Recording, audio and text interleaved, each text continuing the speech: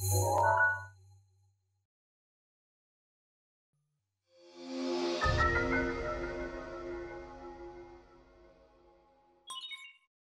all, welcome back to the Torque Force YouTube channel. It's me, David Torque. If you're watching this video, or really anything else on our channel, then I've got no doubt you're a Nintendo fan. Like me, many of you grew up playing Nintendo games. Whether Zelda, Pokemon, Mario, or really any of their other games, Nintendo has helped create lifelong memories for all of us for decades now. Regardless of when you were first introduced to Nintendo, I think we can all agree that each of us has a particular fondness for the first game we ever played. For me, it was Dragon Ball Z: The Legacy of Goku 2 on Game Boy Advanced. But that's a story for another day. Similar to a lot of you, my first experience with Nintendo and video games in general was with one of their handheld systems. I don't think I even realized that consoles like the NES, SNES, Nintendo 64, or GameCube existed. I remember when I found out though. I was probably only 6 or 7 years old at the time, and my younger sisters and I were at my grandparents' house. My older cousin was hanging out with his friends, and when they left, he invited me to go upstairs with him to his room. Now, my cousin is 10 years older than me, and at the time, he epitomized the cool teenager that we all wished we could be. He was in a band, had a car, had cool teenage friends, and overall just had this maturity that I, being a young kid, could just never understand. So when he invited me to hang out with him, that meant I was in. I was cool. Excitedly, I went to his room, and he handed me this weird, three-pronged piece of plastic with a wire connecting it to something underneath the TV in his room. I immediately knew. It was a video game controller. My cool, older cousin wanted to play video games with me. I remember it like it was yesterday. It's a major core memory. My cousin spent the next several hours teaching me how to play Smash Bros on Nintendo 64. He'd teach me all the controls, we'd fight against each other, and play through the story. He taught me how to get all the way to the Master Hand fight, but I never could win it. We spent the rest of the day playing Smash Bros, and eventually he had to leave to go somewhere else. I ended up staying the night with my grandparents, and I strategically went to sleep in my cousin's room. Once my sisters and I went to bed, I turned on the Nintendo 64 and played it all night long. I had never stayed up so late, and I remember being so tired. It was all worth it though, because after hours and hours of Smash Bros 64, I finally managed to beat Master Hand. Satisfied with my victory, I shut down the Nintendo 64, laid down in bed, and got a well-deserved 2 to 3 hours of sleep. I share that story because it's always the first thing that comes to mind when I think of the Nintendo 64. I never had one growing up, and the only real time I got to play it was when I was with my cousin. Despite that, I have a true fondness for the Nintendo 64, and it holds a special place in my mind. I was super excited when it was announced that the Nintendo 64 was coming to Switch Online, but not so much when I got my hands on it.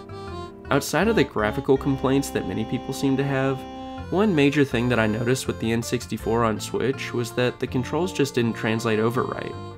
The Switch's Joy-Cons and the Pro Controller just didn't feel natural for the 64. It's no understatement to say that the N64 controller is weird, but for games on the Nintendo 64, it's perfect. Because N64 games were developed with that controller in mind, you're not going to get the same experience with a modern controller. Thankfully, Nintendo did release a Nintendo 64 themed Switch controller that allows us to play N64 games just like we all remember. It's even wireless, rechargeable, and has a built-in rumble pack. Unfortunately though, like most new Nintendo Switch products, it's expensive. This controller costs $50, and ultimately, outside of its use for N64 games, there aren't many other games that this controller's untraditional layout works well with. In other words, you're spending a whole extra $50 on Nintendo Switch Online. Now, more power to you if that's what you want to do. I've got friends who opted to do that, and honestly, I'm kinda jealous of their fancy Switch Nintendo 64 controllers. Because of that, I started looking for an alternative to the official Switch Nintendo 64 controller. And I think I happened to find one that might be even better than Nintendo's official option. So let's get into it. Let's take a look at the 8BitDo Nintendo 64 controller. And real quick, before we do, I'd like to direct your all's attention to the subscriber button. The Torque Force is getting dangerously close to our goal of 1,000 subscribers, So if you're watching this video and haven't subscribed yet, I'd really appreciate it if you clicked that button and subscribed. It's free and it really helps our channel. Thanks a ton for your all support. Okay, shameless plug over, back to the video. Now, some of you may have heard the name 8BitDo before, and that's because they've made a bit of a name for themselves developing third-party controllers for the Switch, PC, and a variety of other consoles. You may have seen their SN30 Pro or Pro Plus controllers in other videos, or you may own one yourself. 8BitDo makes absolutely phenomenal controllers, all of which are comparable to, or even better than Nintendo's official controllers. So when I found out that they were making a Nintendo 64 controller, I knew I had to check it out. One important bit of info though is that the 8BitDo Nintendo 64 controller actually isn't technically a controller. It's a mod. A really easy mod that's as simple as unscrewing a couple screws, replacing a motherboard, and boom, you're done. See, what's cool about 8BitDo's Nintendo 64 controller is that it's actually just a new motherboard that you swap into one of the original Nintendo 64 controllers. Talk about authentic. In my opinion, this is really about as close as you can get to an authentic Nintendo 64 controller on Switch.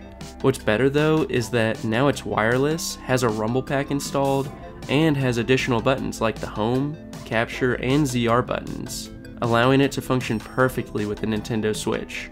I just happen to have a broken Nintendo 64 controller, and that was the perfect opportunity to try out this mod.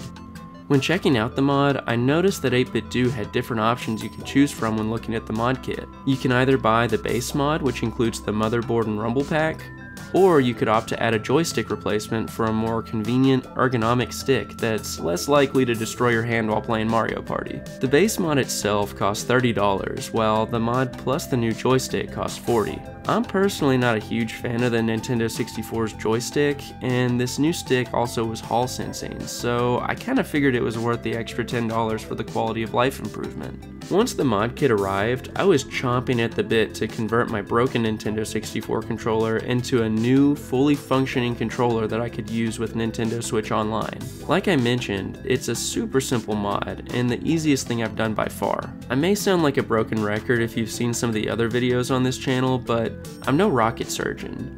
The skills required for complicated mods involving micro-soldering components smaller than a Tic Tac really aren't in my arsenal right now. At the very most, I'm resoldering batteries onto old Pokemon games so that I can grow berries again. Thankfully, this mod really is just plug and play. If you wanted, you could open up the controller, throw in 8BitDo's motherboard, close it up, and be off to the races. Mario Kart 64 races, that is. Sorry, ignore the poor effort at a joke there. When I opened up my controller, I realized that it was the victim of nearly 28 years worth of grime buildup, so I ended up completely tearing it apart and cleaning off the shell, buttons, and button membranes. After I got rid of years and years worth of dust and other goop that had built up in the cracks and crevices of the controller, I jumped into the mod. Really, I don't think I need to spend too much time talking about it. Like I mentioned, it's super simple. Replacing the joystick was really easy too. You just have to screw in a couple screws and replace a ribbon cable. After that, you're done with the mod. You just plug in the rumble pack and you're good to go. Outside of cleaning all the old components, the mod itself probably only took me 15 minutes to do. So once you finish building it, how does it work, and was it worth it? Well, let's get into it. And super quick, another quick and shameless plug. If you're enjoying the video, we'd really appreciate it if you subscribe to the channel if you aren't yet. We're less than 50 subscribers away from our goal of 1,000. We're so close, I can almost taste it. Okay, pivoting back to the topic at hand. How is 8BitDo's Nintendo 64 controller mod? Well, like all their other products, I can say without a doubt that it's awesome. First and foremost, it feels 100% like an original Nintendo 64 controller. That does make sense though, because it is an original Nintendo 64 controller shell. If you wanted to use a real Nintendo 64 controller to play Nintendo 64 games on Switch, then this is perfect. All the buttons feel completely authentic, and that's because they are. I mean, everything is just like it is on the original controller, with the exception of the joystick if you opted to go with the newer Hall effect joystick. With that, well, I think the controller feels even better. Like I said though, it's an optional upgrade, and you don't have to if you prefer the original Nintendo 64's joystick. The new joystick is a perfect pivot to the other additions that this controller brings to the table. First and foremost, it's wireless. I've gotta say, it's really nice being able to lounge back on the couch and not have to worry about any wires or cords. In addition to that, the controller connects really seamlessly to the Switch. Once you sync it to the Switch for the first time, it's as simple as pressing the start button to turn on the controller, and it easily connects to your Switch. Even better yet, the Switch actually recognizes it as a Nintendo 64 controller, adding another layer to the authentic and genuine feel of this controller. One thing I didn't mention is that you can actually also connect the controller to Windows and Android, and in order to do that, you just have to flip the switch on the back from S to D. I'm assuming the S stands for Switch, but I'm not really sure what the D stands for. Regardless though, if you're wanting to use an N64 controller on those platforms, then this controller is able to do it. Now, I mentioned that this controller has a rumble pack, and it does. In fact, the rumble pack is one of the most important parts of the mod since it has all the extra buttons you need, but won't necessarily use all the time. Buttons like the screenshot, home, ZR, and sync are all on the rumble pack. In addition to that, it houses the USB-C port that you use to charge the controller. I don't think I mentioned that, but it has a rechargeable battery, but I think that's pretty much a given for most modern controllers nowadays. Well, with the exception of some controllers. If you know, you know. Back to the rumble pack though. I just talked about everything that accompanies the rumble pack except for the actual rumble feature, so how is that? Well, it works great. As someone who's never experienced the rumble pack on the original controller, I can't speak to how similar it was, but I could definitely feel when I barrel rolled into an asteroid or got hit by enemy ships while playing Star Fox 64. I will say, if you want the HD rumble that accompanies the Joy-Cons or the Switch Pro controller, I don't think you're going to get that with this controller. That said, Nintendo 64 games don't use HD rumble, so a more basic rumble feature is really all you need. I'm trying to remember if there are any other features that I'm missing, but I really think we've covered everything I wanted to. Ultimately, this controller's functionality is near identical to Nintendo's official 64 controller for Switch. What I like about 8BitDo's controller though is that since it used the components of an original Nintendo 64 controller, you can actually customize it and choose any color controller that you want. I decided to use the gray colored N64 controller out of convenience, and because it matches Nintendo's official color. But if I really wanted, I could have used the shells of my Atomic Purple, Clear Red, or Solid Black controllers. If you have a favorite color, or if one particular controller is more nostalgic for you, then you have the option and freedom to convert it to a Switch controller with this mod. I think that's one of the coolest things about it. You essentially don't have any limitations. And if you're worried about ruining a Nintendo 64 controller by doing the mod, the simplicity of the mod itself makes it really easy to reverse. All you have to do is put the old motherboard back into the controller, but you actually don't even have to do that. One idea I've been toying with is buying one of those wireless Nintendo 64 adapters. Using one of those means that I can use my 8BitDo Nintendo 64 controller wirelessly with my actual Nintendo 64. Having a wireless controller would be a super nice quality of life improvement for the N64, but I don't know if I use mine enough to justify that. All in all, I think that 8BitDo's mod kit for the classic Nintendo 64 controller offers a little something for everyone. Whether you're looking for a more authentic experience for Switch Online, interested in giving your controller wireless functionality, or because you just want to try out a Nintendo 64 controller on a different system, this kit offers a fun and affordable way to do that. The customization of this mod is an added bonus too. Whether you're fueled by nostalgia, or just because you like one particular color over another, 8BitDo allows you to get creative and build the perfect controller for you. I know that I'm really glad that I gave this mod a chance. Getting to kick back and play Nintendo 64 on the Switch with an original controller has been such a great time, and it's been an awesome reminder of the day that my cousin taught me how to play Smash Bros. On his Nintendo 64, all those years back. So what do you think about 8BitDo's mod kit? Is it something you'd try out? Do you have any old controllers that you wish you could give new life to? Or do you prefer to play your Nintendo 64 games another way? Let us know in the comments below. Also, if you've got any questions about the mod, my experience, or really anything else, feel free to let me know. Thanks a ton for watching and for your support. I hope you enjoyed the video. If you did, I'd really appreciate it if you clicked the like button and shared it with anyone else you think might be interested.